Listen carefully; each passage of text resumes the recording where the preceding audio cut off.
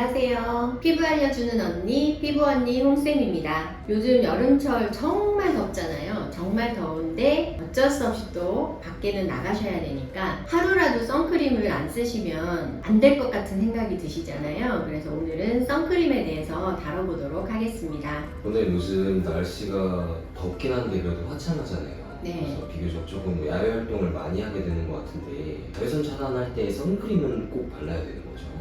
요즘 너무 뜨거운 여름철인데 여름철에는 자외선 B라고 해서 이게 좀 문제가 돼요. 자외선 B는 우리가 일광 화상이라고 해가지고 내가 만약에 바캉스를 갔는데 까맣게 타고 괴도 타고 막 껍질이 벗겨지고 이런 것들을 이제 손상을 시키는 게 자외선 B거든요. 그래서 여름철에 자외선 차단제를 선택을 할 때 숫자 부분을 좀 보셔야 되는데 SPF 15, 30, 요즘은 50짜리가 많으니까 이런 숫자를 한번 보시면 숫자가 높을수록 자외선 차단되는 그런 시간이 더 비례해서 길다고 보시면 되거든요. SPF 15는 1시간, 30은 한 2시간, 그 다음에 50 이상은 3시간 이상 이렇게 지속이 된다고 보시면 돼서 여름철에 내가 일광 화상처럼 빨갛게 돼서 까맣게 타는 거, 그 다음에 피부 손상을 좀 덜 받고 싶다 하시면 SPF 지수를 좀 높은 거를 선택을 하시면 좋고요. 보통 우리가 생각하는 뭐 기미 생긴다, 뭐 점 생긴다, 색소 생긴다 이렇게 하는 부분은 사실 봄철이 좀 더 조심을 하셔야 되거든요. 봄철에 좀 이렇게 유의해서 생각을 하셔야 되는 부분이 자외선 A예요. 자외선 A가 이제 색소나 기미나 이런 것들을 유발을 시키는 자외선이라서 광노화라고 하죠. 탄력이 떨어지고 주름을 유발하고 색소를 유발하고 이런 것들은 PA 지수라는 것을 좀 보셔서 플러스 하나, 플러스 둘, 플러스 셋 이런 식으로 표기가 되거든요. 그래서 이런 것들을 좀 살펴보시고 나는 야외 활동이 좀 많고 색소나 이런 것들이 좀 신경이 쓰인다 하시면 PA 지수가 좀 높은 거를 선택을 하시는 게 바람직하겠죠. 그리고 자외선 A 같은 경우는요, 우리가 실내에 있거나 해도 사실 구름이나 창문을 통해서 다 투과가 되는 부분이기 때문에 실내 생활을 하신다고 해도 PA 지수를 좀 살펴서 그런 것들이 좀 섞여 있는 요즘에는 로션이나 크림들이 다 다양하게 잘 나오니까 그런 것도 좀 발라주시면 좋으실 것 같습니다. 저는 선크림 바를 때 사실 그냥 눈대중으로만 짜서 바르고 있는데 조금 많이 짜서 얼굴에 바르는 게 그럼 자외선 차단에 좋은가요? 사실 많이 짜서 발라서 우리 보통 뭐 골프장이나 바닷가나